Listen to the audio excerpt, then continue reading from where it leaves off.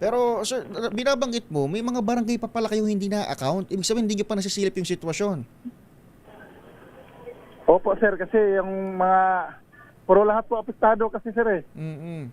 Pero ngayon po, mag-conduct na po kami ng ARDA na Rapid Damage Assessment and Need Analysis. Mhm. Ibig sabihin, ka Mario, doon sa mga barangay na iyan na hindi nyo pa naabot dyan sa Sarangani, even yung mga casualties or potential casualties, hindi pa natin nasisilip.